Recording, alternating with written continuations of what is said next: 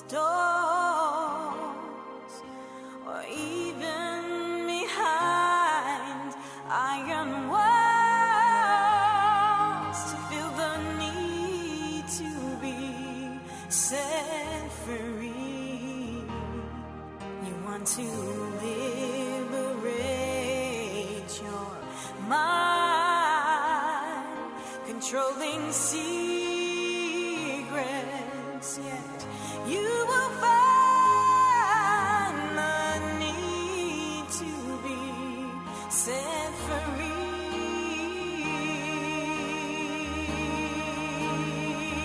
And the Lord says, captives be free, just come to me. I'll break those chains that hold you down. Hi, everybody. We're back again at Heroes of Hope. We're so excited to be with you today. We have an awesome episode. I have a friend of mine by the name of Susan Hudec, and we're going to hear from her in a couple minutes. But I just want to, like I always do, emphasize why we're having this show called Heroes of Hope. This show has been designed literally to bring all kinds of organizations, individual people, and then also programs and churches that are working together tackling substance abuse. And so we're real excited about this show, and we want to encourage you to pass the word around and let people know that this show is on Channel 34 and Verizon, and I believe 34 even with Time Warner. So we want to really, really encourage you to partner with us and get the word out in reference to Heroes of Hope talk show. So today we have my friend Susan Hudec. Hi, Susan. How Hi. are you? So good to have see you. you. Finally, I got her, right? Our schedules have been clashing, you know, but before we get into some of the depth of the questions that we want to ask Susan, we want to find out more about you, you know, in reference to your journey and the things that you've been able to achieve in your life. I know that you have an extensive career portfolio, and we're real excited about that, and you do know what you're talking about when it comes to specific things like education and this drug epidemic and stuff like that. So can you share that with the people in reference to Sure, what you do? Sure, Pastor Joe. I actually migrated to Staten Island. I'm a Brooklyn girl. Grew up in Sunset Park. Great area, tough area at times though. And moved my children over here to Staten Island with my husband. My husband was a police officer in the NYPD and was shot in the line of duty and was hurt pretty badly, so he had to retire at a very young age. He was only about 27 years old. And he was working in Bedford-Stuyvesant at the time. But we moved over here and to find a better life for our kids, and Staten Island has been a wonderful place, and I went on in life, came over here. I had a high school education, went to the wonderful College of Staten Island for a 2-year degree, and then on to Wagner College for a bachelor's and a master's degree, and then to NYU for a doctorate in higher education. I have been working in higher education for about 30 years. I love working with young people, and recently, about 2 years ago, it came to an abrupt end after 10 years at St. Joseph's College, and I decided that this was the field I wanted to go into because of the drug epidemic and some family issues that we do have, you know, loved ones that are involved in this whole epidemic of drug and alcoholism. And I decided that I want to go that way right now in my life. So I took classes for KSAC, that's a drug and alcohol counselor. And right now I am working at Christopher's Reason on the South Shore of Staten Island, a wonderful place. Anne-Marie Parado is the CEO, and I'm a KSAC out there. We have a lot of really wonderful things going on. She wants to change the whole work against this epidemic to stop it. And there's wonderful things going on, and all the organizations on Staten Island are working. And to me, this is my field that I want to, it's my passion now. I mean, education was my passion, it still is, but this is my real passion right now. Yeah, it's amazing, you know, because a couple of shows ago, we were talking about, in reference to how sometimes it has to become personal. Yes. And then, you know what I mean? It's like it becomes personal, and then there's a passion that gets stirred in us to do something even in a greater way. And, you know, from what I'm hearing, is it became personal to you in that sense because of things that have gone on in your family and stuff like that. Right. When you look at this drug epidemic right now for the last few years that we've been working together in different events and activities and in collaboration with other organizations, what are your thoughts concerning this drug epidemic? How does it make you feel? How does it affect you in the sense of what you see and what you've been touching concerning this epidemic? It's frightening right now because it's so kind of out of control a little bit. I believe that with all of us working together, we can make an impact on it. It is frightening when I see young people in the beginning. Sometimes it may not have been a choice because they wind up prescribed pills for pain and they're very young, and they wind up, within 3 days, some of them are addicted. But sometimes it is a choice, but after that, it's not a choice anymore. Right. It's not a choice for them. And people view them in a different way. And even the word addict is such a negative term. So, I mean, right now, when I work with young people in addiction, I won't let them call themselves addicts. I'll have them call themselves people in recovery. They have to change the way they look at themselves so that other people will look at them in a better light. Right. Because it's going to be an ongoing battle for their lives, Yeah. for their whole life right now. So, You know, I'm glad you said that because, you know, I've struggled over the years now that we've been dealing with this epidemic. I come from a drug background and got clean in the 80s. And so my approach to this now, what I'm hearing more of, is that it's a disease. And I understand the concept of it being a disease in that sense, but when you're dealing with young people and a young person turns around and experiments with drugs and gets caught up and the addiction bites them and they have to deal with that. They didn't have a disease before they started doing the Right. drugs. But now all of a sudden a kid that experimented within a year has been kind of like labeled has a disease for the rest of his life. So I'm just wondering, what do you see that sometimes we're labeling people too fast in reference to disease oriented instead of knowing that there's many that can be just set free? yes. Well, I think education is key for everyone all around. A lot of it's ignorance. A lot of it is We need- ignorance, yes. We need that education, you're right. And just even to label people, we don't label everyone walking down the street if someone has that cancer. Well, that's the cancer person, that's the diabetes person. But we say there's the heroin addict, there's the alcoholic. Yeah, but yet underneath it, there's a person. There's a person there know, that it's you don't amazing. see. It's amazing you say that because, you know, not to get all, you know, being a pastor, I get, you know that. We've been around each other for a while. Yes. But, you know, even in the Bible, there's a lot of different people that had experiences with Christ, and what happened was you never found out their name. You know, like the lepers that were healed, or the woman with the issue of blood that touched the hem of his garment. I could go on and on and on. The man at the pool of Bethesda, and you never find out their name, but they're always described by their issue. Right.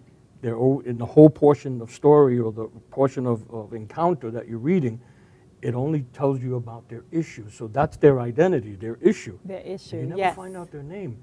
And you hear that today, you know, in reference to people being identified by their issue. Like a person that's on methadone, they actually call them methadonians. Right. As if they're their own Yes. culture of people. And, you know, that's amazing how we kind of We put a label stigma. people. We do, yeah. We put the stigma, and then when it becomes personal, we want to try to remove the stigma from something that we pretty much We labeled. pretty much label them, yes. And it's So, hard to do that, and even working with parents, you know, they have to walk around for the rest of their lives and with that label. Yeah, Even when you think about in grammar school, young kids that have learning disabilities. Mhm. For years, they used to label those kids, put them in separate places. Now they're mainstreaming them. Why can't we mainstream everybody? Yeah.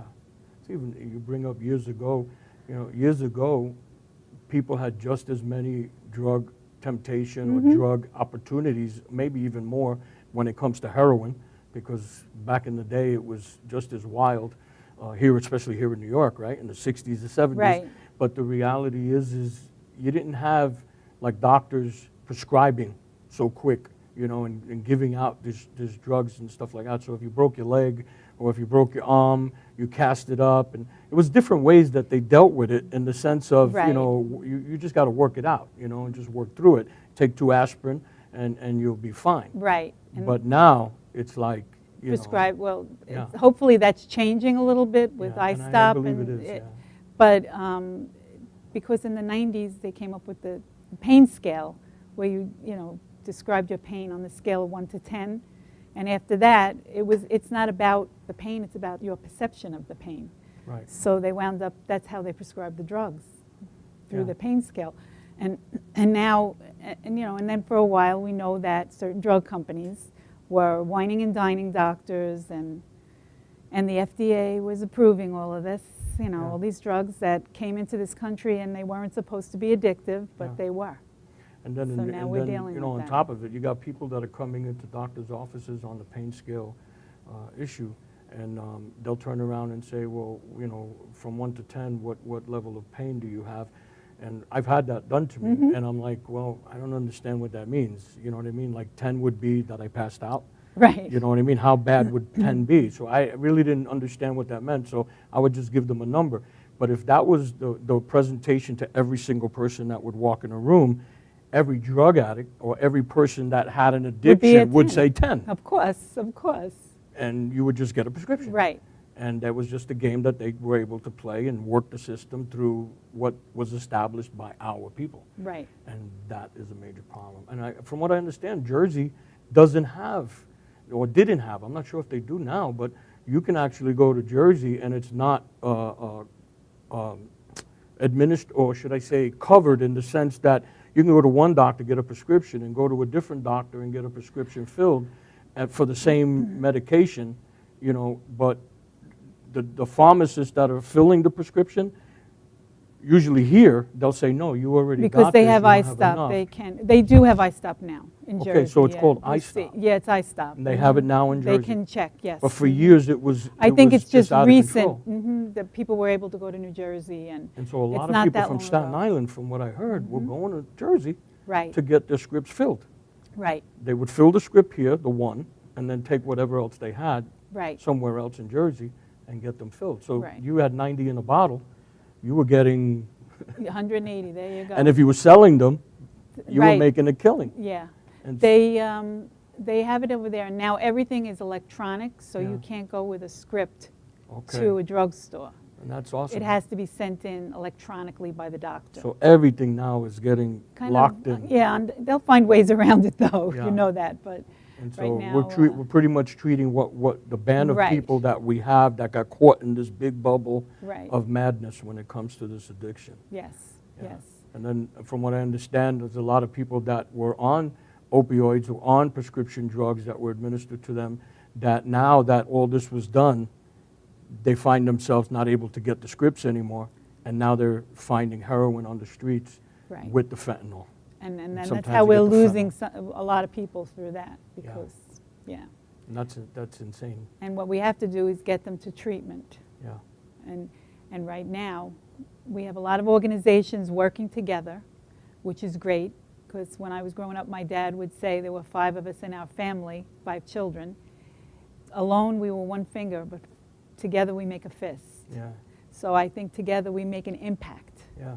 on this drug crisis, that we're all working together. I'm glad you said So, that. I need a spokesman like you for Heroes of Hope. Well, you know I am. Make an impact. You like know that. I am. I like that. Pastor Jay, you got to write that down, okay? I like that. We're going to take that. Susan Hudec, a quote. That's No, a you good don't one. have We're to going to quote bring me. your You can- dad's. We're going to bring your dad's quote to life. Yeah, it's the truth. Together we will make an impact. But if we work alone, we won't. Yeah, So we're right now, isolating, and that's what the world would want, us to be isolated, right, you know, and kind of just tickle a little area instead of actually coming together and Right. making a greater. make it greater about the impact. people, Yeah. not about the Ooh, politics come of on who now, gets give me a more. high five. There you go. I like that one. Making it You know, about the people. in the long run, that's what it's about. It's about saving lives and That's right. people. It's not about dollars. Yeah, So, I agree 100%. and I think us all working together, we're going to make a big impact on Staten Island. We Now, are. I know you, for a short while you were there at Tyser, now Mm-hmm. you're over at Christopher Reasons. What have you been working on in some of the, things that you've been actually touching that addresses this drug epidemic? I know you mentioned the family unit We do, support group. yeah, What we el- do what else have family you been support groups. We now have adolescent support groups to bring them in. There's a lot of activities going on. Yesterday they had a bowling outing. There's going to be movies. The place is beautiful. They have pool tables, movies. They can sit, watch TV. There's books. There's a library. It's just a beautiful place. And on top of it, there's counseling, Right. and there's group counseling, and there's always someone there to answer. Even we should be open 24/7 shortly. It's not open yet those hours, but right now it's hopping. It really is. It's a good place, and it kind of gets them into that sober support group that they need. Yeah. Sometimes you can't get them to go to the meetings, and this way, I just was able to see two people who were going their own separate ways and not going to meetings, now are coming together and are doing activities, and then are going to go to meetings together. Awesome. So it's the support you see too, things on get top restored, of right, yeah. and on top of the counseling, and we need that. I understand certain people need medication, methadone, Suboxone, Vivitrol, but you need the counseling. You need all the wellness piece of it too. Yeah. So, There's a holistic approach that has right, to you need happen. that support. You need that support group. You need the meetings. You need everything. So the Christopher Reasons, if I'm, just so that I'm correct on it, people can go there even if they're not going to a group in reference to just fellowship and It's- yeah, recreation type of stuff, They and, just, should- and not go to any groups, just be able to hang out there and There's, get away yes, from the we have neighborhood. and- some of the young kids come in, just playing pool, and it's a great way, sober them off support the street. network to keep them, yes, something to do.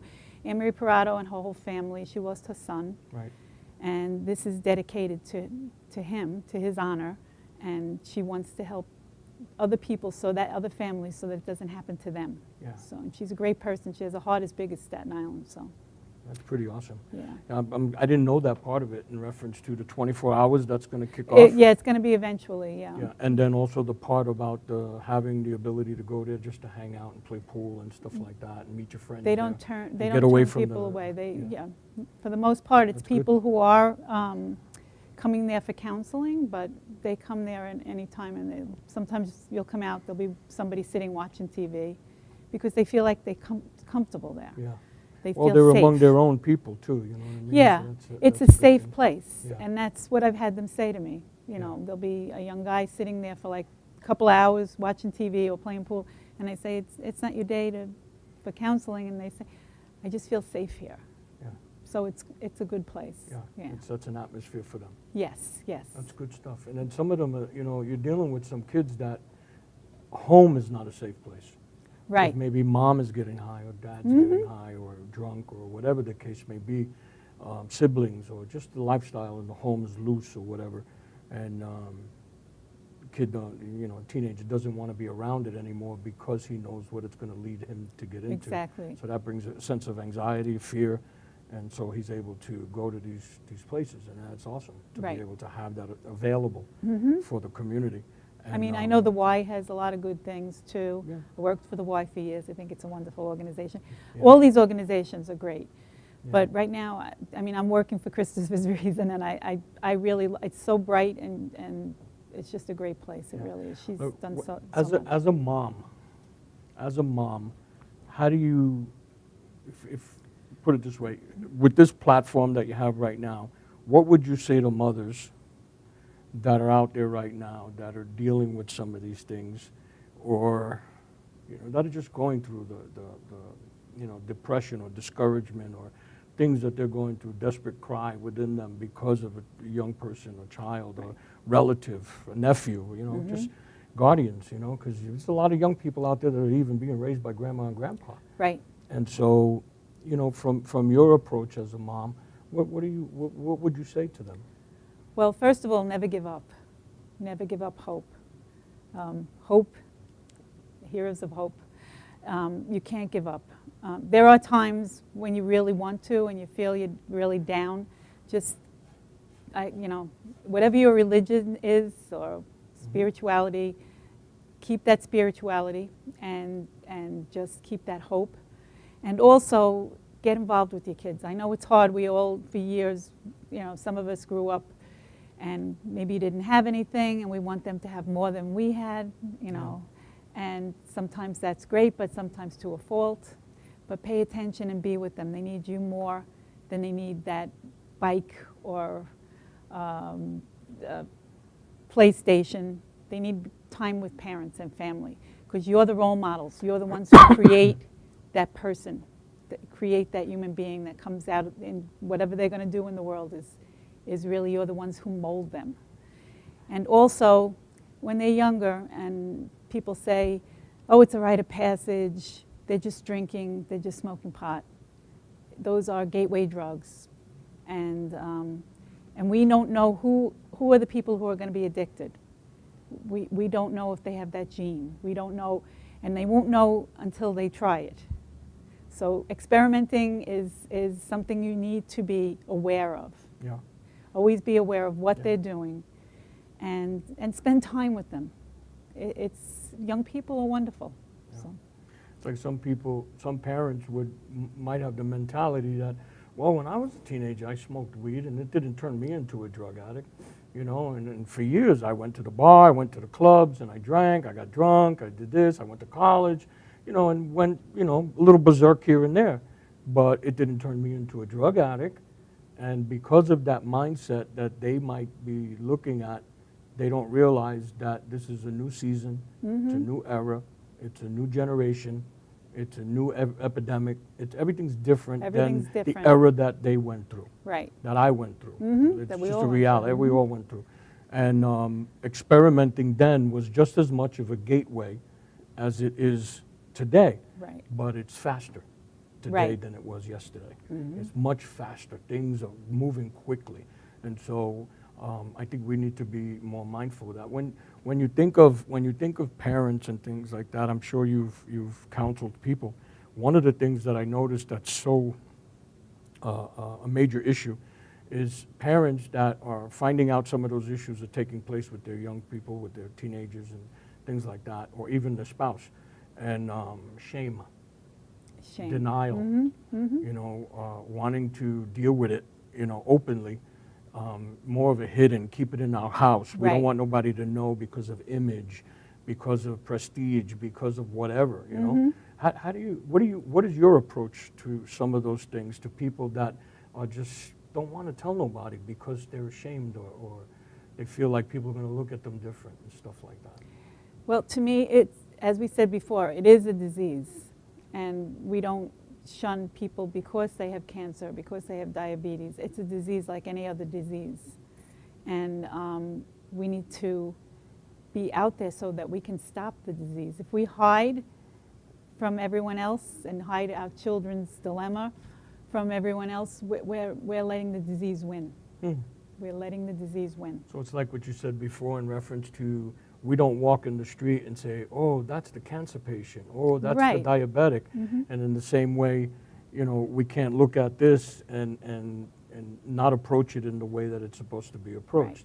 And so, a lot of times I think we do that. And if someone in your family had cancer, you don't walk around with shame because they have cancer. Well, I'm ashamed and I'm in denial. I don't want to tell nobody because she's a diabetic, or my wife's a diabetic, or whatever. You're okay with saying, yeah, my wife is going through some challenges right now, or my husband or my child just found out that they have blah, blah, blah, and you're treating it. Right. We're openly talk about it. You talk about it. You say they're struggling with it. Why can't you say they're struggling with? But with addiction, we don't. We don't. Because we feel like it's a scar Right. on our parental guidance or the way That you we didn't do raised, some, right? you look at yourself and said, what did I do wrong? Yeah, You didn't Yeah. do anything wrong. It can happen to anyone. exactly. And sometimes when parents aren't in the throes of addiction and then their son or daughter gets, you don't know, things skip a generation, same thing as any other disease. Anybody can, get it. I So, tell you, man, this has been a great opportunity to talk thank with you you. so much. But I want to give you 60 seconds to look in the camera and just talk to the viewers in reference to closing words that you might have in reference to Christopher Reasons, as a mom, whatever it is that's on your heart right now, take an opportunity to bring it in for a landing. Well, all of the above, really. Right now, as a mother, our family lives have been affected by this, the epidemic, whether it's heroin, alcohol. The disease has affected so many lives. Years ago, when we were younger, you knew someone a mile away that was addicted to drugs or was an alcoholic. Now it's in your family. Everybody is touched by this. And we can't hide it, because if we do that, as I said before, we let the disease win. I love working at Christopher's Reason. It's a wonderful place, wonderful clients, people in recovery. I don't like to use that word, and I don't let them use that word about themselves. Try to make them positive. So just want to thank you, Pastor Joe. This has been wonderful. Thank And you. yes, thank you so much. I'm so glad to have you here today. And for you, the viewers, we want to encourage you to pay attention, get a pen, and write down all the information we're about to show you in our credits. You can have information on Susan Hudec in reference to where you can reach her at Christopher Reasons, and also more information about Heroes of Hope. God bless you and have a great, great day. Thank you. Thank you so much. Thank you so much.